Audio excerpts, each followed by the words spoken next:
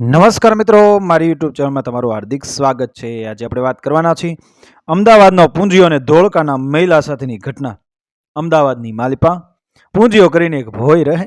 આ ભોયમાં પોતાનામાં એટલી તાકાત હતી કે 32 ગાડા કેળના અછોડે એ બાંધી અછેકા ગાડામાં 32 મણ ભાર ભરીને ઊભા માર્ગે ધોળકા હેડે લાવે। ઈટાણે ધોળકાની માલિપા મહિલો કરીને મલ રહે। મહિલા મલને એવું કે આ દુનિયામાં મારા જેવો કોઈ બળકો નથી। એક દિવસનો વખત છે। પૂંજીયો ભોય અમદાવાદથી આવે ને મહિલો મલ ધોળકાથી અમદાવાદ ભણી જાય। બરોબર સૂરજ મહારાજે બપોરા કર્યા ઈટાણે શિંગલા ઘેટા જેવા બે માર્ગ વચાળે ભેગા થઈ ગયા। એક બીજા માર્ગ તરે એવું નહીં। ત્યારે મહિલો ખોંકારો ખાઈને બોલ્યો, તારે માર્ગ તરવો હોય તો તરી જા, મેં તો મારી હારે બાજવા થા થયા। ત્યારે પૂજ્યો રાતો પીળો થતો ને મૂછુના આંકડાને વળ ચડાવતો બોલ્યો, ભલા માણા, મારી પાસે 32 ગાડા છે। 32 ગાડામાં 32 મણ ભાર ભર્યો છે। તું મરી જઈશ એના કરતા મોકળો વયો જા। મહિલો કહે, તારે માર્ગ તરવું હોય તો તરીને વયો જા, મેં તો હાલ્યો આવ્યો બાજવા। ત્યારે પૂજ્યો ઠાવકાઈથી શું કહે છે, આ વેરાન વગડા વચાળે આપણે બાજશું તો આપણી હારજીત જોશે કોણ? કોક જોનારું ને શાબાશી આપનારું હોય તો બાજવાનો હોય મજા આવે ને।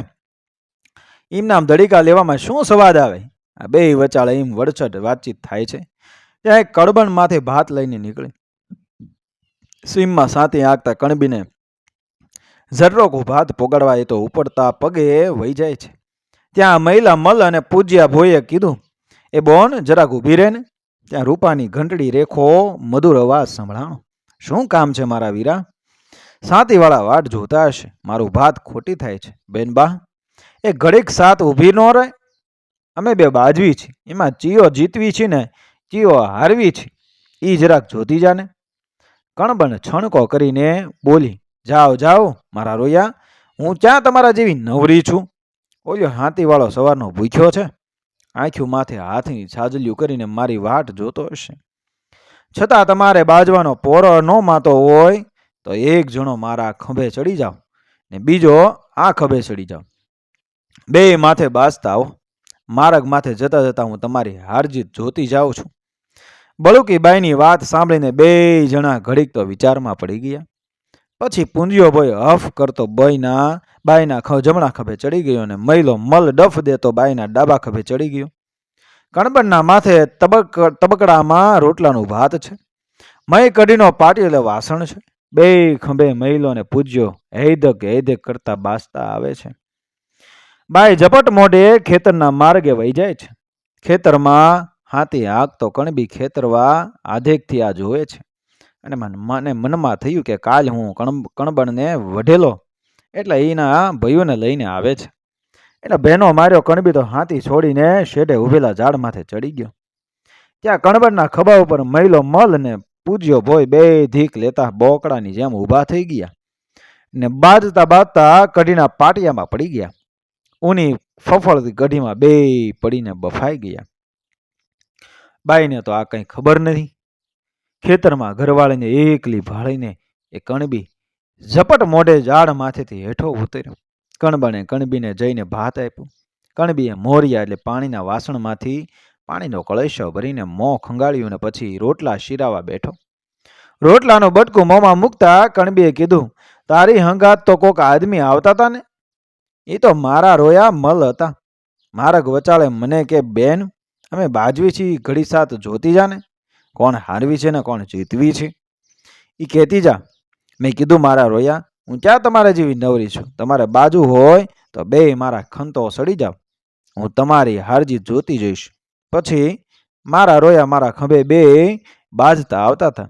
બાજતા ઈવડા ઈ ક્યાં વ્યાજ્યા એ મારું ધ્યાન રહ્યું નથી। રોયા ખંભેથી ઉતરીને ચારે જતા રહ્યા એ નો ખબર પડવા દીધી। આ સાંભળીને કણબીના મનને ધરપત પડી।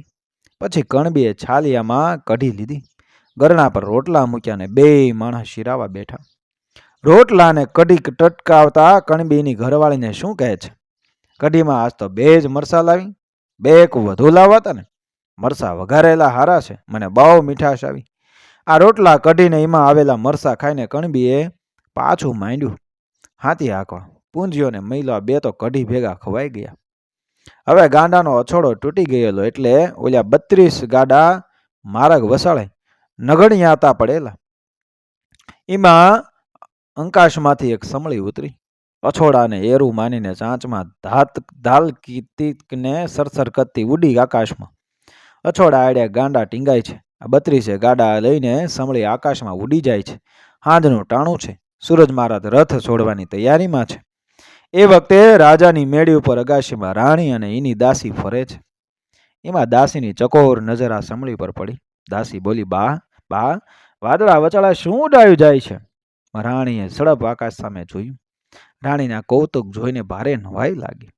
એ તો મોં વકાસીને ફાટી આંખે આકાશ ભણી તાકી રહી છે. એવામાં સમળીના મોઢામાંથી રાંડવું વછૂટી ગયું ને 32 ગાડા આવીને રાણીની આંખમાં ભફાંગ દઈને પડ્યા. ગાડા આંખમાં પડ્યા એટલે રાણી ઓલી દાસીને શું કહે છે? બાંદડી, મારી આંખમાં કણું પડ્યું લાગે છે, જરીક જોતો. બાંદડીએ રાણીની આંખનું એ પોપચું ઉથલાવીને જોઈને પછી કીધું, બેજી કાંક છે તો ખરું, પણ મારાથી નીકળે એવું નથી. રાણી કહે, તાણે આ કોણ કાઢે એવું છે? બાંદડી ઉચાટ ભર્યા અવાજે બોલી, આપણા ગામમાં ઓલો મોહન ઘાઈજો જે છે ને, એની વહુ બહુ સારું કણું કાઢે છે. જા જટ લઈને એને બકોરી આવે. ઘડી બે ઘડીમાં તો આફળી ફાફળી મોહન રાતની વહુ રૂડકી આવી. પછી રાણીની આંખ ઉથલાવીને કણું જોવા માંડી. રૂડકી ઘાઈજણ મારા બેટાની ભારે પાણીયાળી. રાણીની આંખમાંથી 32 ગાડાનું કણી કાઢી નાખ્યું ને કીધું, લ્યો બેજી, કણું કાઢી નાખ્યું છે, હવે તમને આંખમાં ખડકે છે? રાણી કહે, હવે મને ઘણી નિરાશ થઈ ગઈ છે. મારા જેવું કણું કાઢતા મલક આખામાં કોઈને ન આવડે હો. એમ કેતી નેણ ઉલાળતી એ રૂડકી ઘાઈજણ 32 ગાડા ઘાઘરાના નેફે ચડાવીને ઘેર વહી ગઈ. ઘેર જઈને એણે મોહન ઘાઈજાને કીધું, તમે ગામનું વતું કરીને રોજ બશેર મોવાળા ઘેર લઈ આવો છો, પણ હું તો આજ 32 ગાડા લાવી છું. અચેકા ગાડામાં 32 મણ ભાર છે. ઝટ લઈને ઘરમાં ઠલવી લ્યો.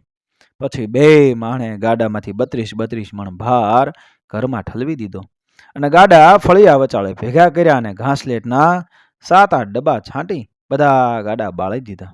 ગાડા બાળીને એના લોઢામાંથી લુહાર કને એક આ ને અસલ ચીપિયો કરાવ્યો. ચીપિયો કરાવી રૂડકેના વરને આપ્યો ને કીધું કે લ્યો આ ચીપિયો, કોકનું વતું કરો, તાણે નાકમાં મોવાળા હોય તો તાણી લેજો. એમ કરતા કરતા એક દિના સમયે વાળંદ રાજાનું વતું કરવા ગયો. આ તો રાજાનું વતું ઉકેલીને બેઠો છે. એવામાં રાજાને હાવ કરતું બગાહું આવ્યું. એમાં ચીપિયો 125 સાંઢ્યું ચારનારો રબારી. એ હંધુય રાજાના મગજમાં જઈને ભરાઈ ગયું. એમ કરતા કરતા 12 મહિના એમનામ રહ્યું એટલે રાજાનું માથું ઉતરે નહીં. એમાં એક દી એક માલમી આવ્યો. એ કહે, દરબાર, તમારા માથામાં તો ઝાડ ઉગી ગયા છે. ઝાડ? દરબાર કહે, મને એવું જ લાગે છે, પણ એ હવે બારા શાનાથી નીકળે? માલમી કહે, કંઈ એવું છીકું ખાવાનું નીકળે, દવા આવે. ઓલી ભોંચકણી સૂંઘોને છીંકું આવે તો સડપ કરતું હંધુય બારું નીકળે. મેં તો નીકળે એવું નથી. ગામમાંથી ભોંચકણી લાવીને દરબાર તો માંડ્યા ઊંઘવા.